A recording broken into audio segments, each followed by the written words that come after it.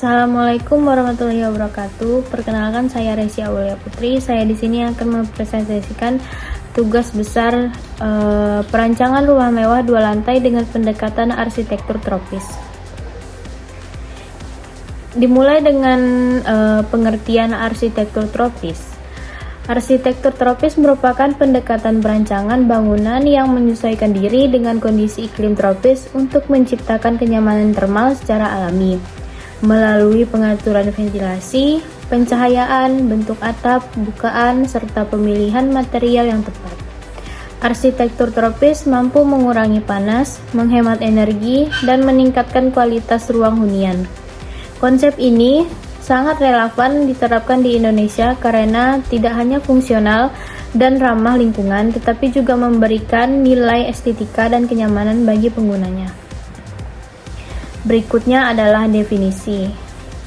Arsitektur tropis di Kota Pontianak adalah pendekatan perancangan bangunan yang secara khusus menyesuaikan desain dengan kondisi iklim khatulistiwa yang ditandai dengan suhu tinggi sepanjang tahun, kelembapan udara tinggi, curah hujan besar, serta intensitas penyinaran matahari yang kuat dan merata. Konsep ini menekankan pengolahan ventilasi alami, pengendalian panas matahari, perlindungan terhadap hujan, serta penciptaan kenyamanan termal tanpa ketergantungan tinggi pada energi buatan. Selanjutnya adalah tujuan arsitektur tropis. Tujuan utama arsitektur tropis adalah menciptakan bangunan yang nyaman, sejuk, dan sehat untuk memanfaatkan kondisi alam secara optimal. Melalui pengaturan ventilasi, pencahayaan alami, serta perlindungan terhadap panas dan hujan, arsitektur tropis mampu mengurangi ketergantungan pada energi buatan dan menghasilkan bangunan yang efisien, ramah lingkungan, serta sesuai dengan iklim tropis. Berikutnya adalah karakteristik arsitektur tropis. Berdasarkan pendapat para ahli, arsitektur tropis memiliki karakteristik utama berupa penyesuaian desain bangunan terhadap iklim panas dan lembab melalui pengaturan ventilasi silang, orientasi bangunan, bukaan yang optimal, serta perlindungan terhadap sinar matahari dan hujan. Selain itu, arsitektur tropis juga menekankan hubungan antara ruang dalam dan luar, penggunaan material lokal, serta prinsip hemat energi. Dengan karakteristik tersebut, arsitektur tropis mampu menciptakan bangunan yang nyaman, sehat, dan berkelanjutan sesuai dengan kondisi iklim tropis. Berikutnya adalah ciri-ciri arsitektur tropis. Yang pertama adalah ventilasi alami maksimal, mengutamakan ventilasi silang agar udara dapat mengalir lancar dan mengurangi panas dalam ruangan. Yang kedua adalah bukaan lebar dan terkontrol. Jendela dan pintu berukuran besar untuk cahaya masuk dan udara, dilengkapi shading tidak panas berlebih. Yang ketiga adalah atap miring dengan overstack lebar, melindungi bangunan dari hujan deras, dan sinar matahari langsung. Yang keempat adalah pengendalian panas matahari, penggunaan kanopi, kisi-kisi, secondary skin, atau vegetasi sebagai peneduh. Yang kelima adalah hubungan ruang dalam dan luar, adanya teras, selasar, dan taman yang menjadi ruang transisi. Yang keenam adalah material sesuai iklim tropis, menggunakan material yang tahan lembab dan panas seperti kayu, batu alam, beton, dan material lokal. Yang ketujuh adalah plafon relatif tinggi, membantu sirkulasi udara panas ke atas sehingga ruang terasa lebih sejuk. Yang kedelapan adalah denah yang fleksibel dan terbuka, memudahkan pergerakan udara dan cahaya alami. Yang kesembilan adalah respon terhadap curah hujan yang tinggi, menggunakan sistem drainase atap dan lantai dirancang agar air hujan cepat terbuang. Yang ke-10 adalah ramah lingkungan dan hemat energi, mengutamakan desain pasif untuk mengurangi penggunaan energi buatan. Di sini saya akan menjelaskan tentang studi kasus yang saya ambil. Ada 3. Yang pertama adalah River House. River House ini berada di Parerenan, Bali, Indonesia, yang dirancang oleh arsitek Alexis Dornier dengan luas lahan 1.440 meter persegi. Bangunan ini berdiri pada tahun 2019. River House ini merupakan rumah tinggal bergaya tropis modern yang dirancang oleh arsitek Alexis Dornier yang terletak di kawasan Parerenan, Bali, Indonesia. Bangunan ini memiliki luas sekitar 1.440 meter persegi. Rumah ini terdiri dari 3 lantai dan dirancang dengan pendekatan arsitektur kontemporer yang menyatukan dengan alam melalui bukaan lebar, pencahayaan alami, dan sirkulasi udara silang. Di sini juga terdapat denah-denah yang dibuat oleh arsitek tersebut. Yang pertama, rumah ini terdiri dari 3 lantai dan terbagi menjadi 3 zona. Lantai dasar merupakan ruang publik yang terbuka, terdiri dari ruang tamu, ruang makan, dapur, powder room yang dirancang dalam konsep open plan dan menghadap langsung keluar. Lantai kedua berfungsi sebagai zona transisi servis, mencakup ruang foyer, lounge, laundry, kantor. Lantai 3 merupakan area privat terdiri dari 5 kamar tidur dengan kamar mandi pribadi. Kamar utama dilengkapi dengan balkon yang terbuka, memungkinkan interaksi langsung dengan suasana tropis di sekitarnya. River House ini menggunakan material dan warna yang memadukan warna netral dan alami seperti coklat, abu-abu, dan putih bersih untuk menciptakan kesan tenang. Material yang digunakan banyak menggunakan elemen alami seperti kayu daur ulang, batu pasir, serta elemen logam tipis. Kombinasi ini tidak hanya memberikan keindahan, tapi juga memperkuat karakter tropis dan khas lokal Bali dalam desainnya. Studi kasus yang kedua adalah Omah Boto. Omah Boto terletak di kota Sidoarjo, Jawa Timur, Indonesia. Rumah Omah Boto ini dirancang oleh arsitek Andi Rahman dengan luas 325 meter persegi. Rumah ini berdiri pada tahun 2019. Secara spasial, Omah Boto menghadapi filosofi tata ruang rumah Jawa tradisional ke dalam hunian vertikal yang lebih sesuai dengan kebutuhan modern dan keterbatasan lahan perkotaan. Pembagian ruang yang jelas antara area publik, semi-publik, dan privat mencerminkan nilai-nilai kehidupan masyarakat Jawa yang menjunjung keteraturan, keselarasan, dan spiritualitas. Kehadiran musola di dalam rumah memperkuat makna hunian sebagai ruang hidup yang tidak hanya bersifat fisik, tapi juga spiritual. Denah Omah Boto dirancang berdasarkan konsep reinterpretasi rumah Jawa yang bentuk hunian vertikal modern dengan pembagian ruang yang jelas antara zona publik, semi-publik, dan privat. Susunan ruang secara vertikal menggantikan pola horizontal rumah Jawa sebagai respon terhadap keterbatasan lahan perkotaan tanpa menghilangkan nilai filosofinya.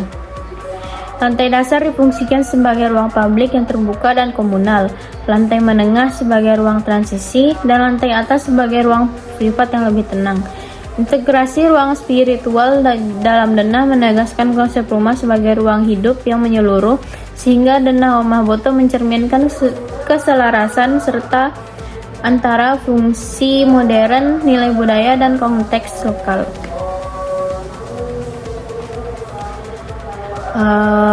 Omah Boto ini menggunakan warna bangunan yang didominasi oleh warna alam material serta warna merah bata yang memberikan kesan kuat, hangat, dan kontekstual dengan arsitektur Jawa Timur. Warna ini dipadukan dengan warna netral seperti abu-abu beton, coklat kayu, dan warna alami bambu tanpa banyak tambahan cat. Pendekatan warna yang minimal ini bertujuan menonjolkan kejujuran material serta menciptakan suasana ruangan tenang, sederhana, dan berkarakteristik. Yang ketiga adalah Material yang digunakan pada rumah Boto ini menggunakan bata merah ekspos yang dijadikan identitas sebagai elemen paling dominan pada bangunan. Bata merah tidak hanya berfungsi sebagai dinding, tetapi juga sebagai elemen struktural, penyaring cahaya, ventilasi, dan elemen estetika. Selain bata, digunakan pula material alami seperti kayu, bambu, dan rotan pada bagian interior, plafon, dan elemen furnitur yang kuat yang memperkuat kesan hangat dan lokal. Material lokal baja tetap digunakan sebagai struktur utama untuk memenuhi kebutuhan, kekuatan, dan konstruksi bangunan modern. Yang ketiga adalah Manila House di Filipina. Arsiteknya adalah PXP Design Workshop dengan luas 1000 meter persegi yang dibangun pada tahun 2020. Denah Manila House Embrace Garden dirancang dengan taman sebagai pusat utama pengorganisasian ruang, sehingga seluruh fungsi bangunan memiliki keterkaitan langsung dengan elemen hijau. Pembagian ruang publik, semi publik, dan privat disusun secara jelas, namun tetap saling terhubung melalui sirkulasi yang mengitari taman.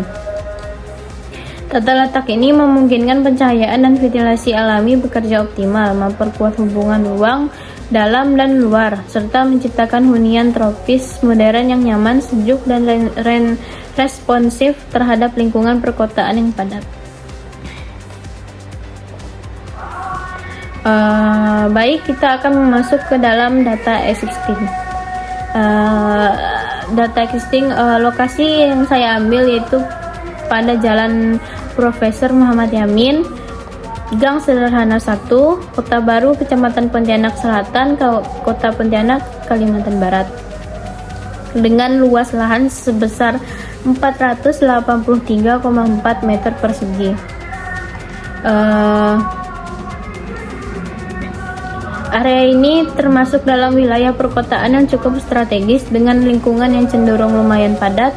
Site berada di atas tanah kosong yang memungkinkan dalam perencanaan dan pembangunan. Lokasi ini memiliki aksesibilitas yang baik melalui kendaraan pribadi maupun umum, berada dekat dengan pasar dan sekolah.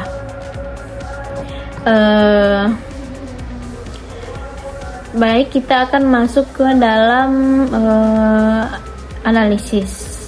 Yang pertama kita akan masuk ke dalam analisis matahari. Analisis matahari, didapat data-data di tapak. Kota Pontianak adalah kota yang dilewati oleh garis khatulistiwa, sehingga suhu di kota Pontianak menjadi lebih panas dibandingkan daerah lain di Indonesia. Matahari terbit pada pukul 6 sampai 7 pagi. Matahari terik atau puncaknya pada pukul 11 hingga pukul 1. Matahari terbenam pada pukul 5.30 sampai pukul 6. Dapat dianalisis beberapa dari data yang dihasilkan. Yang pertama adalah area penduduk sekitar tapak sangat kurang. Pada sisi kanan site terkena matahari sore, pada sisi kiri site terkena matahari pagi. Pada sisi kanan site terdapat sebuah gang yang dan beberapa rumah warga. Bagian kiri belakang site juga termasuk terdapat beberapa rumah warga. Site kanan akan terkena sinar matahari sore yang cukup panas dikarenakan arah bangunan yang menghadap barat daya. Dapat disimpulkan beberapa respon untuk mengatasi masalah yang ada. Yang pertama adalah penggunaan sun shading pada area balkon lantai 2 guna mengurangi panas saat bersantai di sore hari. Yang kedua adalah penutup karpet dari kaca anti radiasi yang berfungsi untuk melindungi kendaraan agar tidak terkena panas matahari langsung. Yang kedua adalah analisis angin. Analisis angin, Jalan Profesor Muhammad Yamin adalah kawasan yang padat dan aktif. Angin yang masuk dari jalan utama dapat membawa banyak polusi udara, debu, dan asap kendaraan. Orientasi bukaan bangunan dan desain fasad perlu memperhatikan arah datangnya angin agar sirkulasi udara masuk dengan optimal. Solusi yang didapat dari analisis tersebut adalah terdapat banyak bukaan fasad pada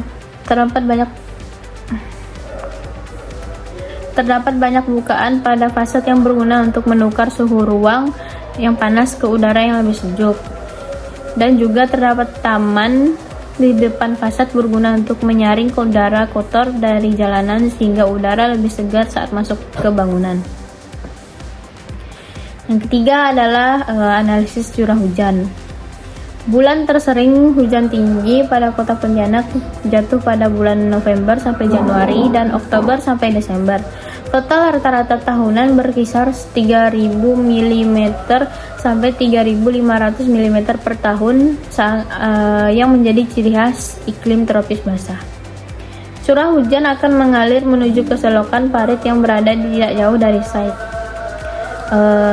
Dapat dianalisis, Pontianak termasuk wilayah dengan curah hujan yang tinggi dengan musim basah panjang dan intensitas hujan merata hampir sepanjang tahun. Dapat disimpulkan solusi yaitu taman di depan rumah berguna untuk sebagai sumber resapan air hujan agar tidak banyak menggenang.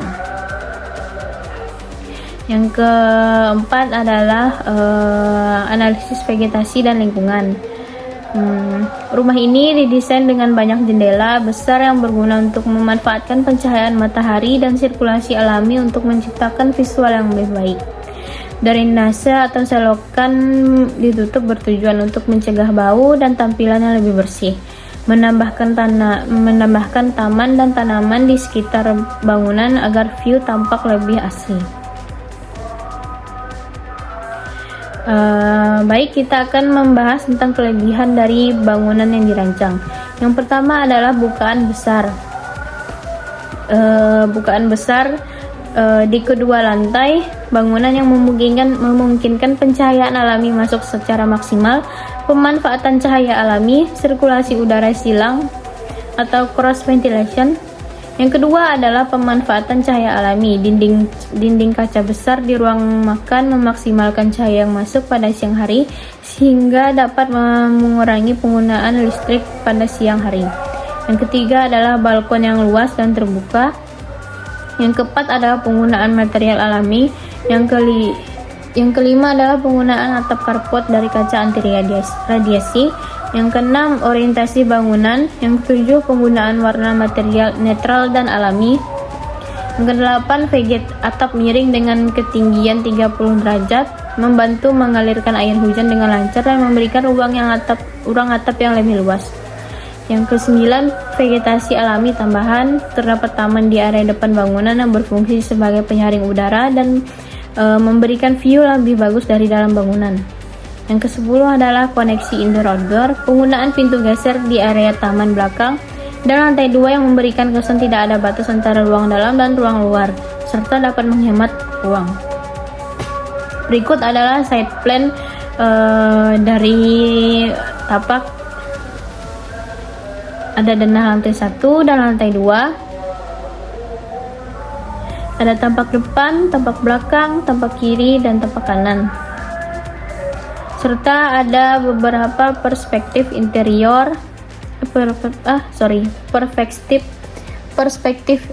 eksterior dan juga perspektif interior. Baik, setelah ini saya akan menambahkan juga video animasi. Silakan ditonton. Baik, sekian presentasi saya. Mohon maaf jika ada kesalahan kata dan materi yang kurang maksimal. Saya mohon maaf. Assalamualaikum warahmatullahi wabarakatuh.